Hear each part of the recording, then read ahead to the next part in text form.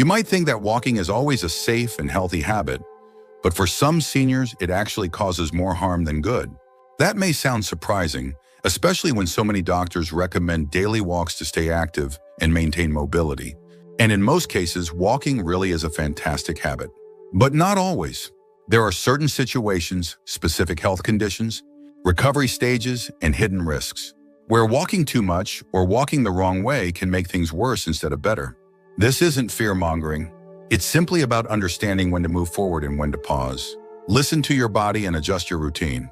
The truth is, the same walk that helps one person feel alive might leave someone else dizzy, sore, or even at risk of falling.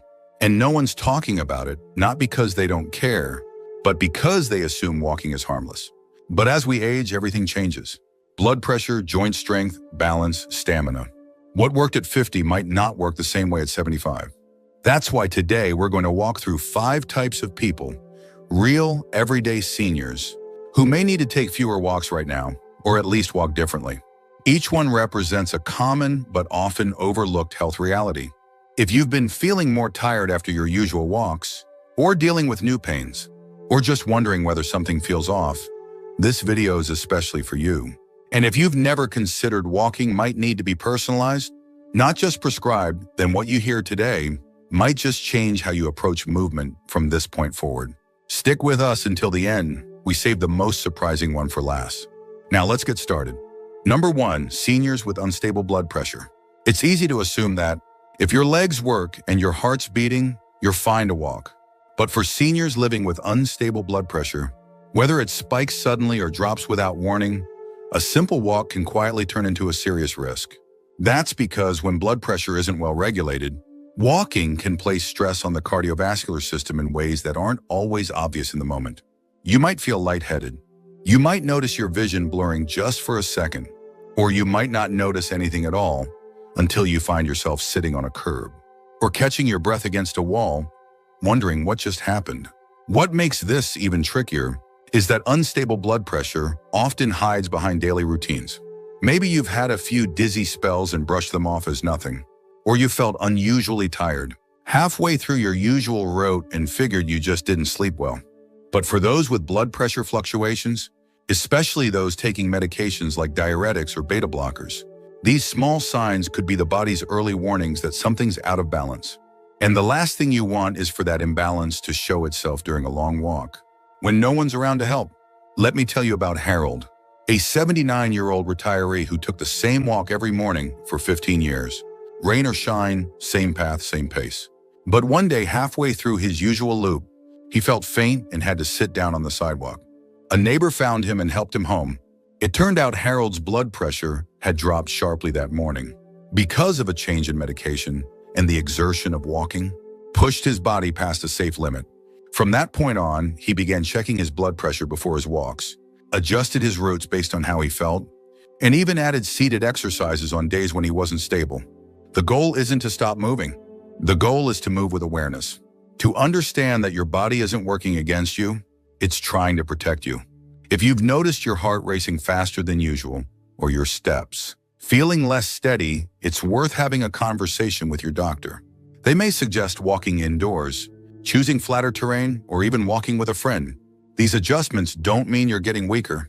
They mean you're getting wiser. Number 2, seniors with advanced joint degeneration.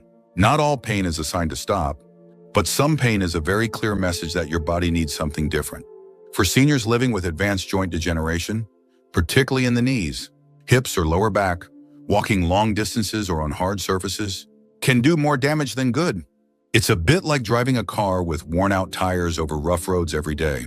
You might keep going, but over time, you're grinding away at the very parts that are trying to keep you upright.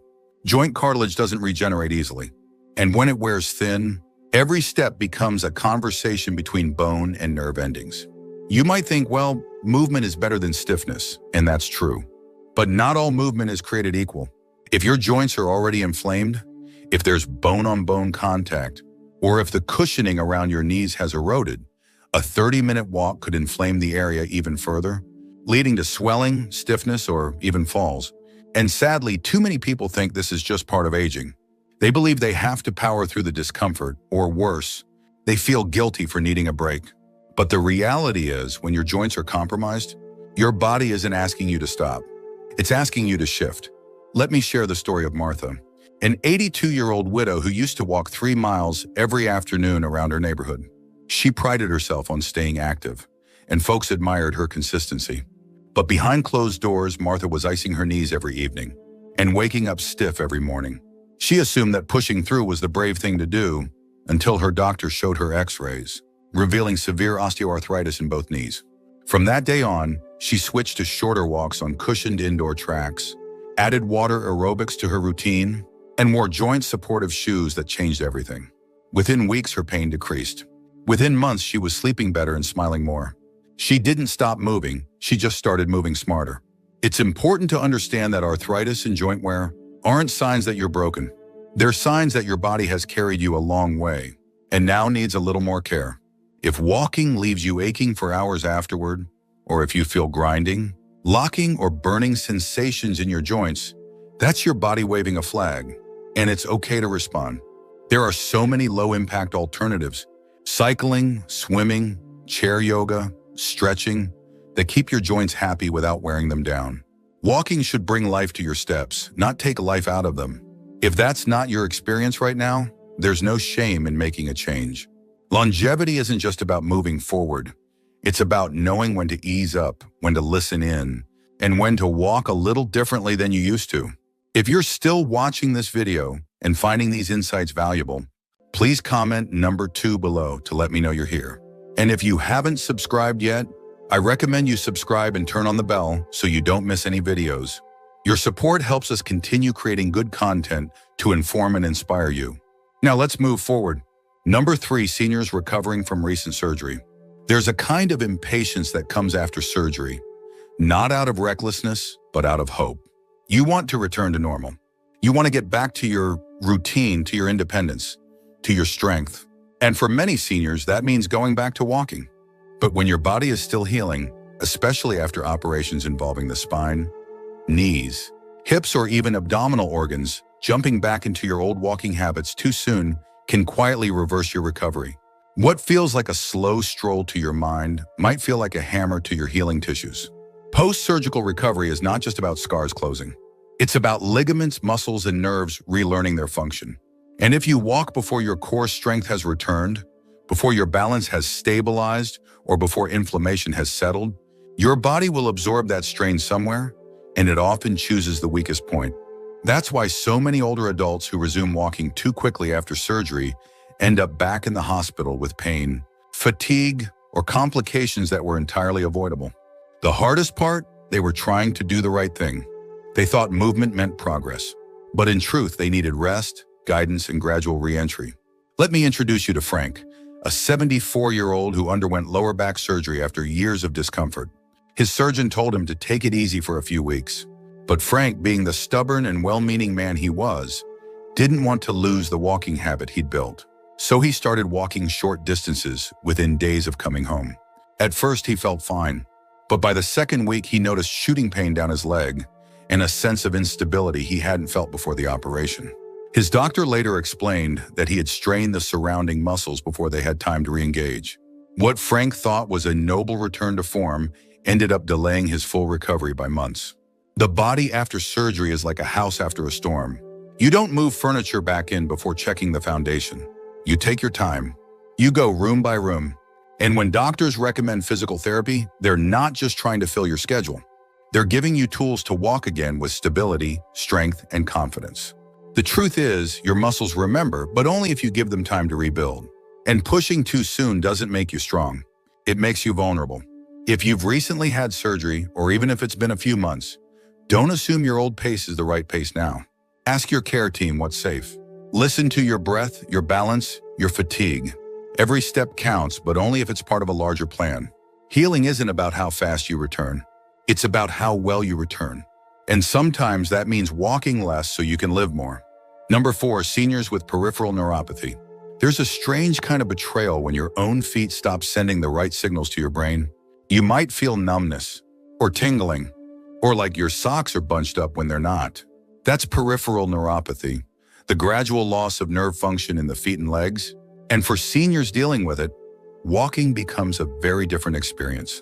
What used to feel natural starts feeling uncertain. The ground feels uneven. The toes don't always cooperate, and balance becomes something you have to think about, not something your body does automatically. Peripheral neuropathy doesn't just make walking uncomfortable, it makes it dangerous.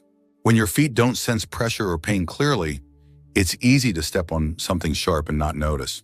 It's easy to misjudge a curb or stumble on a crack in the sidewalk. And since many seniors already have slower reflexes, a missed signal can lead to a twisted ankle, a scraped knee, or a fall that changes everything. You might try to compensate by staring down at your feet while you walk, or by taking shorter steps. But that kind of hyper-awareness can exhaust you, both physically and mentally. Let me tell you about Susan, a 70-year-old retired nurse who had lived with type 2 diabetes for decades. She always loved her evening walks, especially at sunset. But over time, she noticed a tingling in her feet that turned into full-on numbness. She stumbled twice in 1 week, nothing major, but enough to shake her confidence. Her doctor confirmed it was peripheral neuropathy and warned her that walking on uneven paths could put her at risk for serious injury. Susan didn't want to give up her walks, so she made some changes. She switched to indoor walking at her local gym, where the floors were smooth and well lit. She added ankle-strengthening exercises. She even got shoes with extra support and a wider base. Walking stopped being risky and started feeling safe again. It's important to understand that peripheral neuropathy isn't just about the nerves. It's about how your brain and body stay connected. When that connection is weak, everything slows down: your reaction time, your balance, your instincts. And if you ignore the signs, hoping they'll go away, the risks only grow. But if you adjust, if you adapt, you can still move through life with dignity and security. If walking feels shaky, if your feet aren't giving you the feedback they used to, it's not a failure. It's a signal. A gentle tap on the shoulder reminding you to modify, not stop. Maybe that means using a cane. Maybe it means walking with a partner. Maybe it means shorter, more mindful walks. But it doesn't mean giving up. The goal is not just to walk, it's to walk without fear. If you're still watching this video and finding these insights valuable, please comment number 4 below to let me know you're here. And if you haven't subscribed yet, I recommend you subscribe and turn on the bell so you don't miss any videos. Your support helps us continue creating good content to inform and inspire you. Now let's move forward. Number 5, seniors with unexplained fatigue or shortness of breath. There's tired, and then there's something else. A kind of fatigue that doesn't go away after rest. A shortness of breath that shows up too early, even during light activity. If you're a senior who's been feeling unusually winded during short walks, or if you've noticed a kind of deep exhaustion that lingers well beyond your steps, it might be time to pause and take a closer look. This isn't just about being out of shape. It could be your heart, or your lungs, or both quietly signaling that something's not right beneath the surface. Too many older adults push past these symptoms, chalking them up to age, weight, or just having a bad day. But when breath becomes shallow, when your chest feels tight, or when your pulse races after a simple stroll, your body isn't being dramatic, it's asking for help. Unexplained fatigue or breathlessness during walking can be early signs of heart failure, atrial fibrillation, chronic obstructive pulmonary disease, or even silent anemia. And the trouble is, these symptoms don't always show up at the doctor's office. They appear when you're out in the real world, doing things like walking to the mailbox or around the grocery store. Let's talk about George, an 81-year-old man who always considered himself active. For years, he walked the perimeter of his local park every morning. But slowly, he began needing to stop halfway. Then he needed to sit down. Then he stopped going altogether. At first, he thought he just needed to push through. But after a routine checkup and a few follow-up tests, his doctor discovered he had undiagnosed heart valve disease. It wasn't severe yet, but it would have been had George not paid attention to those early signs. With treatment, dietary adjustments, and a modified walking plan, he not only regained his stamina, he regained his confidence. What your body tells you during a walk is worth listening to.